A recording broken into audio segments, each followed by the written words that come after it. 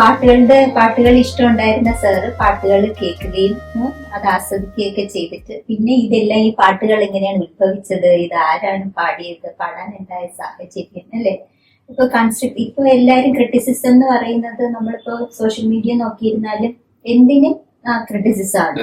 പക്ഷെ ഒരു constructive criticism എന്ന് പറഞ്ഞാൽ വളരെ മനോഹരമായിട്ടുള്ളൊരു ഏരിയ ഉണ്ട്. ആ ഏരിയ വളരെ ഭദ്രമായി കൈകാര്യം ചെയ്തു സാർ എന്നുള്ളതാണ് ഞാൻ മനസ്സിലാക്കിയെടുത്തോളം ഈ എല്ലാ മേഖലയിലെയും എല്ലാവരെയും ഒത്തുചേർത്ത് സാർ നിന്ന് മുന്നോട്ട് കൊണ്ടുപോകാനായിട്ട് പറ്റുമെന്നുള്ളത്. ഞാന് ശരിക്കും പറഞ്ഞാൽ ആദ്യം എനിക്ക് കോളം ഉണ്ടായിരുന്നു, ഒരു കോളം വെള്ളി നക്ഷത്രം എന്ന ഫിലിം മാഗസിനില് ഗാനം എന്നൊരു കോളം ഉണ്ടായിരുന്നു. അന്ന് ആ ആഴ്ച ഇറങ്ങിയ കാസറ്റ്സ് റിവ്യൂ ചെയ്യുകയും കാസറ്റുകൾ ധാരാളം ഇറങ്ങുന്ന സമയത്ത് അപ്പൊ ആ സമയത്ത് ഒരു ആസ്വാദന മാതിരിയാണെങ്കിലും ചിലപ്പോഴൊക്കെ നമുക്ക് വിമർശിക്കേണ്ടി വരും. വളരെ മോശമായി കഴിഞ്ഞാൽ നമ്മൾ അത് അങ്ങനെ വിമർശിച്ച് എഴുതില്ലെങ്കിൽ പോലും മറ്റതിന്റെ അത്ര പോരായത് എഴുതുമല്ലോ നമ്മൾ, കമ്പാരിസൺ ചെയ്യാലോ. അപ്പൊ എനിക്ക് മനസ്സിലായി അതുപോലും ആളുകൾക്ക് ഉൾക്കൊള്ളാൻ പറ്റില്ല, അതുപോലും പറ്റില്ല. പിന്നെ ഞാൻ വിചാരിച്ച് വേറൊരു കാര്യം അപ്പൊ എനിക്ക് ആലോചിച്ചു, നമ്മളൊരു പാട്ട് മോശാന്ന് എങ്ങനെ പറയും? ഒരു പാട്ട് മോശമാണെന്നോ നല്ലതാണെന്നോ പറയാൻ നമുക്ക് അർഹതയില്ല. കാരണം നമുക്ക് ആ പാട്ട് ഇഷ്ടമാണ്, നമുക്ക് ആ പാട്ട് ഇഷ്ടമില്ല എന്നേ പറയാൻ പറ്റും. ഇഷ്ടപ്പെടും. ഞാനിപ്പോ നമ്മൾ വിചാരിക്കും ഒരു സ്റ്റാൻഡേർഡ് ഇല്ലാത്തൊരു പാട്ട്, അപശ്രുതി എന്ന് വിചാരിക്കും. ഇതൊക്കെ പറയുമ്പോഴേക്കും വേറെ ആള് അയ്യോ അതെന്റെ ഇഷ്ടപ്പെട്ട പാട്ടാന്ന് പറയുക. അപ്പൊ അതൊക്കെ ആപേക്ഷികമാണ്. മ്യൂസിക്കിനെ പോലെ ഇത്രയും ആത്മനിഷ്ഠമായിട്ടുള്ള ഒരു സംഭവം ഉണ്ടാവില്ല. ഒരാൾക്ക് നല്ലതെന്ന് തോന്നുന്നത് മറ്റൊരാൾക്ക് മോശമായി തോന്നും, ഒരാൾക്ക് മോശം മറ്റൊരാൾക്ക് നല്ലതായി തോന്നും.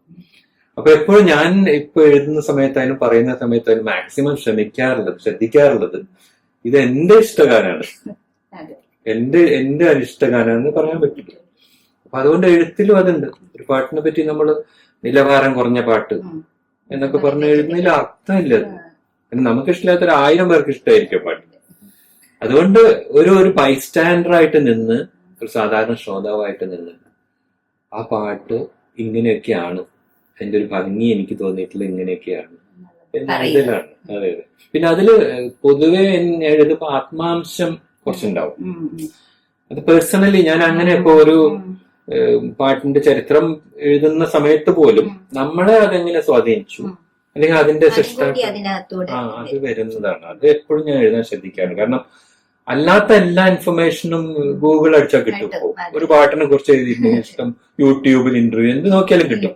പക്ഷെ നമ്മൾ ആ പാട്ടുമായിട്ട് അങ്ങനെ ബന്ധപ്പെട്ട അത് നമുക്ക് മാത്രമേ പറയാൻ പറ്റൂ. അങ്ങനെ ഒരു എക്സ്ക്ലൂസീവ് ആയിട്ടുള്ള ഒരു കാര്യം എപ്പോഴും എഴുത്തിൽ കൊണ്ടുവരാൻ ശ്രദ്ധിക്കാം, ചെയ്യാനായിട്ട് പറ്റാറുണ്ട്. ഇപ്പോ ആസ് എ ഫിലിം ക്രിട്ടിക് നമുക്ക് വേറൊരു ഇതുവരെയുള്ള കാലഘട്ടം വരെ വന്നല്ലോ. ആസ് എ ഫിലിം ക്രിട്ടിക് സാറിന് ആത്മാർത്ഥമായിട്ട് പറയാനാണെങ്കിൽ പഴയ സിനിമകളാണോ ഇപ്പോഴത്തെ സിനിമകളാണോ കൂടുതൽ ഇഷ്ടം? ഞാൻ ഒന്നാമത് ഫിലിം ക്രിട്ടിക് അല്ല, ഫിലിം ക്രിട്ടിക്കലിന് അവാർഡ് സ്റ്റേറ്റ് അവാർഡ് കിട്ടിയെന്നുണ്ടെങ്കിൽ പോലും അതുപോലും ഒരു റെക്കോർഡിസ്റ്റിനെ പറ്റി എഴുതിയതാണ്. അപ്പൊ ഈ ഫിലിം ക്രിട്ടിക് എന്നുള്ള ആ ടേമില് ശരിക്കും മ്യൂസിക് ഒക്കെ കടന്നു വരുന്നതുകൊണ്ടാണ്. ഞാനിപ്പോ ഈ ഇടയ്ക്ക് കണ്ടല്ലോ ഫെമിനിസി എന്ന് പറഞ്ഞ മൂവിയെ കുറിച്ച് ആസ്വാദനമാണ് ശരിക്കും പറഞ്ഞത്. ശരിക്കും ഞാൻ പറഞ്ഞല്ലോ, ഞാനിപ്പോ ശരിക്കും പറഞ്ഞ സിനിമയുടെ റിവ്യൂ ഒക്കെ വായിക്കാൻ എനിക്ക് ഭയങ്കര പേടി. കാരണം ഈ സിനിമയില് നമ്മൾ കണ്ടതൊക്കെയാണോ ഇത് തോന്നും പല റിവ്യൂ വായിച്ചാല്. ഭയങ്കര സാങ്കേതികതയിലേക്ക് നമ്മള് പലരും ചോദിച്ചാൽ അതിന്റെ മേക്കിംഗ് ഗംഭീരാണ്, ക്യാമറ ഗംഭീരാണ്, എന്താ അതിന്റെ ഫ്രെയിം, ഇതൊന്നും നമ്മൾ നോക്കുന്നില്ല. ഇത് ബോറടിക്കോ ഇല്ലയോ, ഇത്രയും നമ്മുടെ കാലഘട്ടത്തിലുള്ള ഒരു അത്രയും നമ്മൾ ചിന്തിക്കുന്നു. ഫെമിനിച്ചി എന്ന് പറയുന്ന സിനിമ 1.25 മണിക്കൂർ സിനിമ ബോറടിക്കാണ്ട് കണ്ടിരുന്നു. പിന്നെ നമുക്ക് ഇഷ്ടപ്പെടുന്ന ചില എലിമെന്റ്സ് അതിന്റെ അകത്തുണ്ട്, അല്ലെങ്കിൽ നമ്മൾ ആഗ്രഹിക്കുന്ന ചില കാര്യങ്ങൾ കൺവേ ചെയ്യുന്നുണ്ട്. അത് വളരെ ഈസി ആയിട്ട് കൺവേ ചെയ്യുന്നുണ്ട്, ബോറടിക്കുന്നില്ല. അതിലൊരു നിഷ്കളങ്കമായിട്ടുള്ള നർമ്മമുണ്ട്. അപ്പൊ ഇങ്ങനത്തെ കാര്യങ്ങൾ നമുക്ക് എഴുതാൻ പറ്റും. അല്ലാതെ അതിന് സാങ്കേതിക വിദ്യയെ കുറിച്ചൊന്നും എഴുതാൻ നമുക്ക് പറ്റില്ല. സാഹിത്യമാണെങ്കിൽ പോലും ചില കഥകളെ പറ്റിയൊക്കെ ആൾക്കാർ നിരൂപണം എഴുതുമ്പോൾ നമ്മുടെ പരിമിതി നമ്മൾ ഉപയോഗിക്കില്ല. ഒരു പാട്ടിന്റെ ആസ്വാദകന്റെ പക്ഷത്തുനിന്നേ നമ്മൾ എഴുതാൻ പറ്റും. അല്ലാതെ അതിന്റെ രാഗം ശരിയല്ല, ആ രാഗം നോട്ട് ശരിയല്ല. ഞാൻ ചോദിച്ചോട്ടെ സർ, ഇപ്പൊ ഫെമിനിസം എന്ന് പറയുന്നത് ഭയങ്കരമായിട്ട് ചർച്ച ചെയ്യപ്പെടുന്ന ഒരു കാര്യമാണ്. പലപ്പോഴും ഞാനും വിചാരിച്ചിട്ടുണ്ട്, അതിന് ഒരുപാട് മിസ്ഇന്റർപ്രിട്ടേഷൻസും വന്നിട്ടുണ്ട്. അപ്പോൾ ഒരു വീട്ടിനുള്ളിൽ നമുക്കൊരു ഫെമിനിസ്റ്റ് ആകാം, അല്ലേ? ഒരു ചെറിയൊരു ഗ്രൂപ്പിനുള്ളിൽ നമുക്കൊരു ഫെമിനിസ്റ്റ് ആകാം. പക്ഷേ ഈ ഫെമിനിസത്തിനെ ഒരുപാട് മിസ്ഇന്റർപ്രറ്റ് ചെയ്ത് വല്ലാണ്ട് വയലേറ്റ് ചെയ്യുന്നതായിട്ട് സാറിന് തോന്നിയിട്ടുണ്ടോ? ആസ് എ ജേർണലിസ്റ്റ് സാറിന്റെ അഭിപ്രായം പറയൂ. അത് ഫെമിനിസം മാത്രമല്ല, ഏത് ആശയത്തിനും അതുപോലുള്ള ഈ വളച്ചൊടിക്കലുകൾ ഉണ്ടായിട്ടുണ്ട്. ഫെമിനിസം ഒരു കാലഘട്ടത്തിന്റെ ആവശ്യം തന്നെയായിരുന്നു. കാരണം ഇന്നും ആവശ്യമാണ്, ഇന്നും ആവശ്യമാണ്. ആവശ്യമുള്ള കാര്യം. കാരണം പല വീടുകളിലും നമുക്കറിയാം സ്ത്രീകളുടെ അവസ്ഥ. പിന്നെ ഫേസ്ബുക്കിൽ രാവിലെ മുതൽ വൈകുന്നേരം വരെ സ്ത്രീ പക്ഷപാതികളായിട്ട് പ്രത്യക്ഷപ്പെടുന്ന ആളുകൾ വീട്ടിൽ എന്താണെന്ന് പലരും പറഞ്ഞിട്ടും അറിയാം നമുക്ക്. അപ്പൊ അതുകൊണ്ട് ഈ ദ്വന്ദ്വ വ്യക്തിത്വമുള്ള ആളുകളുണ്ടല്ലോ. അപ്പൊ സ്വാഭാവികമായിട്ടും ഫെമിനിസം ഒരു ആവശ്യം തന്നെയാണ്. അത് എന്താ പറയാ, ഏത് തരത്തിൽ ഏത് എക്സ്റ്റെന്റ് വരെ പോകാം എന്നുള്ളതിനെ കുറിച്ചേ ഉള്ളൂ. പിന്നെ ഏത് കാര്യവും നമ്മൾ ഈ പറഞ്ഞ മാതിരി അത് സ്വന്തം ഇതിനനുസരിച്ചിട്ട് വളച്ചൊടിക്കുന്ന സംഭവങ്ങൾ, ആ പോളിസി മാറ്റുന്നു, എല്ലാം സംഭവിക്കുന്നുണ്ട്. പക്ഷെ പൊതുവെ എനിക്ക് തോന്നി ഇപ്പൊ ആളുകൾക്ക് എന്തിനേയും വിമർശിക്കുക, എന്തിനേയും തെറി പറയുക, ആരെയും തെറി പറയുക, അങ്ങനത്തെ ഒരു മനോഭാവമുണ്ട്. നമ്മുടെ വ്യൂ പോയിന്റ് ആണല്ലേ, നമ്മൾ കാണുന്ന ഒരാൾ കണ്ണിലാണ് ഭംഗി എന്ന് നമ്മൾ പറഞ്ഞു കേൾക്കുന്നത്.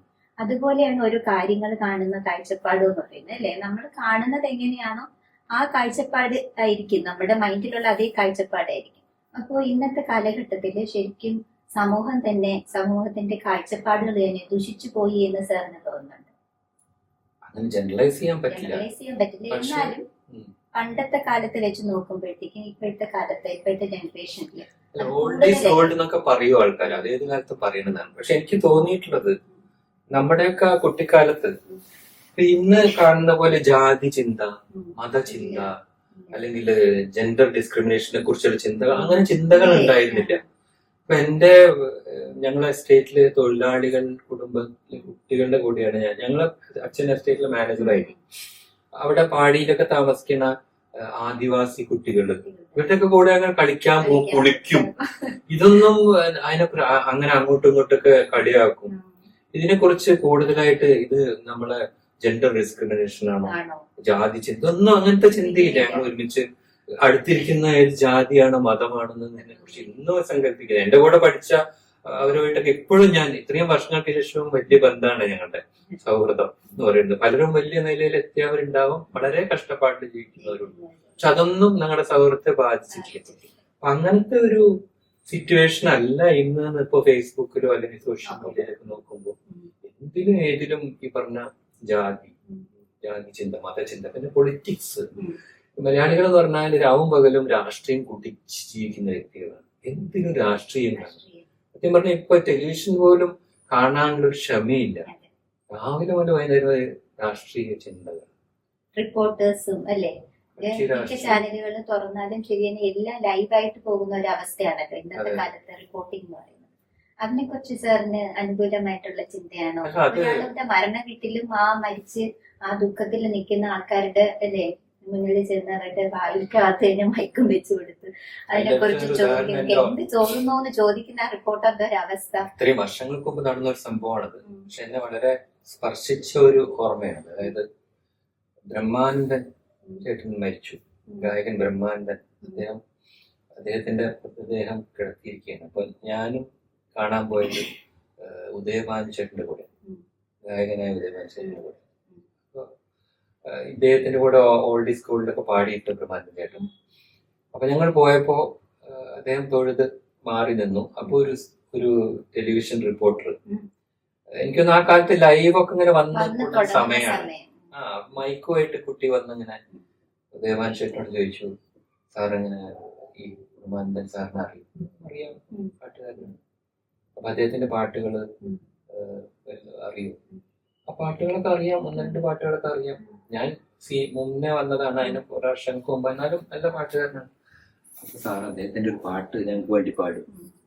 അപ്പൊ എനിക്കത്, കാരണം ഇത്രയും അനൗചിത്യമില്ല, ഒരു മൃതദേഹം കിടക്കുകയാണ്, അത് അന്ത്യോപചാരം അർപ്പിക്കുന്ന തിരക്കിലെ ആൾക്കാര്.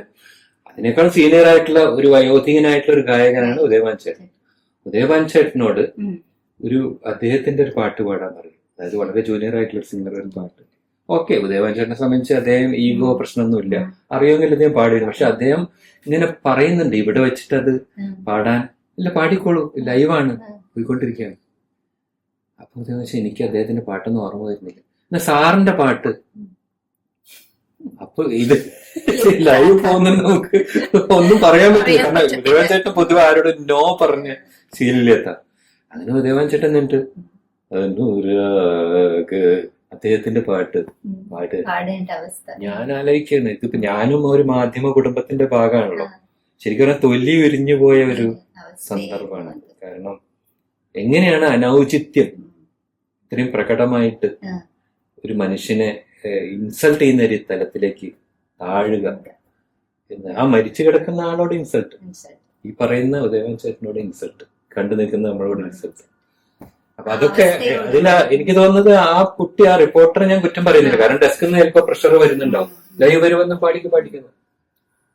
അത് ആ കാലത്താണ്, ഇതൊരു 10 കൊല്ലം മുന്നേ, ഞാൻ പറഞ്ഞ 10-15 കൊല്ലം മുന്നത്തെ സംഭവം ഞാൻ പറയുന്നത്. അപ്പൊ ഇന്ന് എത്രത്തോളം ഇതിലെന്തെങ്കിലും മാറ്റം വരണമെന്ന് സാർ ആഗ്രഹിക്കുന്നു? മാറ്റം വരണമെന്ന് ആഗ്രഹിക്കാതിരിക്കാൻ പറ്റില്ലല്ലോ. പക്ഷെ ഒരിക്കലും മാറാൻ പോകുന്നില്ല. ഇത് കൂടുതൽ വഷളാവാൻ. ഇപ്പൊ നമ്മൾ നേരത്തെ പറഞ്ഞ പോലെ ഓൾഡ് സോങ്സ് എന്ന് പറഞ്ഞാൽ വളരെയധികം എന്താണ്, ഓരോ സീൻ ബൈ സീൻ അല്ലേ നസീർ സാറും ഷീല ഉള്ള സമയത്ത് എന്ന് പറയുന്നത് ഓരോ സന്ദർഭങ്ങൾക്കനുസരിച്ചിട്ടുള്ള പാട്ടായിരുന്നു. ഒരു സീൻ കഴിഞ്ഞു, പിന്നെ ആ ഒരു കഥാതന്തു മാറി നെക്സ്റ്റ് സീനിലോട്ട് വരുമ്പോൾ പിന്നെ അതിന് പറ്റിയ ഒരു പാട്ട്, അങ്ങനെ പിന്നീട് അത് 3-4 പാട്ടുകളായിട്ട് ഒരു സിനിമയിലേക്ക് പോകുന്നു. ഇപ്പോഴത്തെ ടൈമിലുള്ള നമ്മുടെ മൂവീസ് കണ്ടാലും ചില മൂവീസിൽ പാട്ടേ ഇല്ല, ഉണ്ടെങ്കിൽ തന്നെ അതിന്റെ ശകലങ്ങളാണ് ഉണ്ടാവുക. ചിലതൊക്കെ റീമേക്കുകളുടെ 2-3 ലൈനായിരിക്കും, ചിലതാണെങ്കിൽ പാട്ടാണെന്ന് പോലും അറിയാൻ പറ്റാത്ത കൊലാണ്. പക്ഷെ അതില് എനിക്ക് ചെറിയ ഡിഫറൻസ് ഓഫ് ഒപ്പീനിയൻ ഉണ്ട്. കാരണം വെച്ചാല് പഴയ സിനിമകളില് പാട്ടുകൾ ഇത്രയും ഔചിത്യരഹിതമായിട്ട് ഉപയോഗിച്ചിട്ടുള്ള ആ കാലഘട്ടത്തിൽ അതായിരുന്നു അന്നത്തെ ശൈലി. ഉദാഹരണത്തിന് ഒരു സിനിമയാവുമ്പോ അതില് ഒരു ഇത്ര ഡാൻസ് വേണം, അല്ലെങ്കിൽ 4 പാട്ട് വേണം, പാട്ട് കമ്പോസ് ചെയ്യാൻ. ഈ പാട്ട് എവിടെ ഉൾക്കൊള്ളിക്കണം എന്ന് പോലും പലർക്കും അറിയില്ല. അപ്പൊ ഒരു CID പടാണെങ്കിൽ CID എന്ന് പറഞ്ഞാൽ കുറ്റാന്വേഷണം അദ്ദേഹത്തിന്റെ പണി. പക്ഷെ നമ്മുടെ CID-മാര് മിക്കവാറും വന്നിറങ്ങിയ ഉടനെ അയാളത്തെ വീട്ടിലെ പെണ്ണെ പ്രേമിക്കും, പിന്നെ അവന്റെ പിന്നാലെ ആ കുട്ടിയുടെ പിന്നാലെ പാട്ട് വഴി നടക്കും.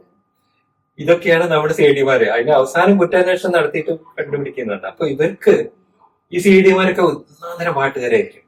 സിദ്ധാർത്ഥന്റെ ശബ്ദത്തിലോ അല്ലെങ്കിൽ ചേട്ടന്റെ ശബ്ദത്തിലോ അപ്പൊ ഈ പാട്ട് എവിടെ ഉൾക്കൊള്ളിക്കും എന്നുള്ളതാണ്.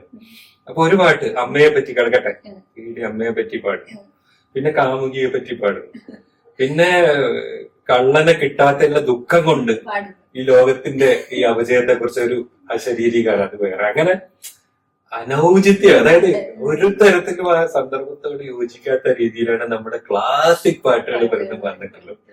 പലപ്പോഴും ആ പാട്ടുകൾ എന്തിനാണ് അവിടെ, പക്ഷെ പാട്ടുകൾ എന്തിനാണത് ഒരിക്കലും അസാധ്യപാട്ട്. പക്ഷെ അത് എല്ലാവരും അങ്ങനെയായിരുന്നില്ല. KS സേതുമാധവൻ, വിൻസെന്റ് മാസ്റ്റർ, അത് കഴിഞ്ഞ് വന്നിട്ടുള്ള ഭരതൻ, ഇവരൊക്കെ ആ പാട്ടുകൾ വളരെ കൃത്യമായിട്ട് സിനിമയിൽ അവിടെ പ്ലേസ് ചെയ്യണം, അത് ഷൂട്ട് ചെയ്യണം തീരുമാനിച്ചിരുന്നത്. ആ കാലത്ത് ഏറ്റവും നന്നായിട്ട് പിക്ചർ ചെയ്ത് ദേവരാമാഷ് പറയുന്നു, അദ്ദേഹത്തിന്റെ പാട്ടുകൾ ഏറ്റവും മനോഹരമായിട്ട് പിക്ചറൈസ് ചെയ്തിട്ടുള്ളത് വിൻസെന്റ് മാഷും ഭരതനുമാണ്. അതുപോലെ സേതു സാറ് നന്നായിട്ട് പാട്ട് പിക്ചറൈസ് ചെയ്തിട്ടുള്ള ആളാണ്. ഉദാഹരണത്തിന് ഈ അനുഭവങ്ങൾ പാളിച്ചകൾ എന്നുള്ളൊരു പാടാണ്. അതില് വളരെ സന്നിഗ്ധ ഘട്ടത്തില് സത്യന്റെ ഒരു മനസ്സിലെ ഒരു ആശയക്കുഴപ്പത്തിന്റെ ഒരു സമയത്താണ് പ്രവാചകന്മാരി എന്ന് പറയുന്ന ഒരു പാട്ട് വരുന്നത്.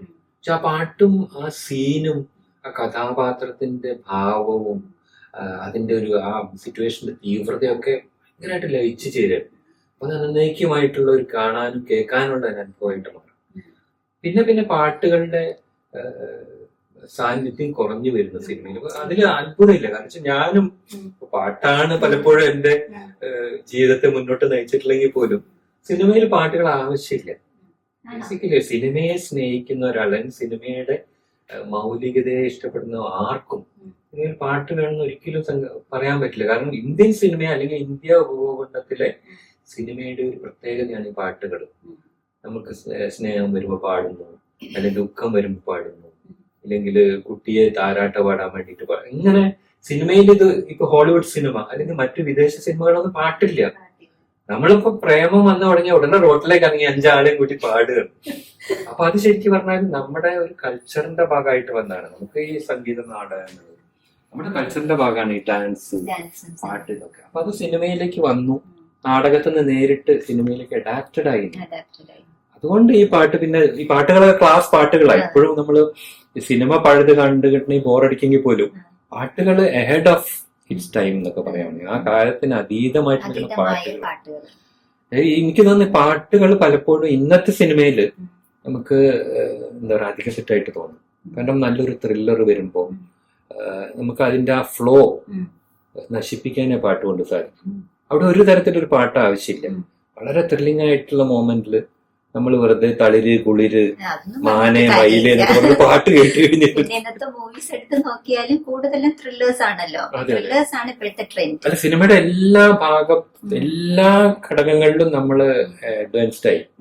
ക്യാമറ ആയാലും എഡിറ്റിംഗ് ആയാലും ബാക്ക്ഗ്രൗണ്ട് മ്യൂസിക് ആയാലും ബാക്കി എല്ലാ ടെക്നോളജി, അഭിനയം, സ്വാഭാവികമായിട്ട് എല്ലാ തരത്തിലും മുന്നേറിക്കൊണ്ടിരിക്കുകയാണ്. അപ്പൊ ഈ പാട്ടുകൾ മാത്രം പഴയ കുളിര് തളിര് മാന് ഒക്കെയായി. അത് എനിക്ക് തോന്നുന്ന കാലാന്തരത്തിൽ ഈ പാട്ടുകളൊക്കെ ഇല്ലാതാവും. അതന്നെ ഇല്ലാതായി തുടങ്ങി.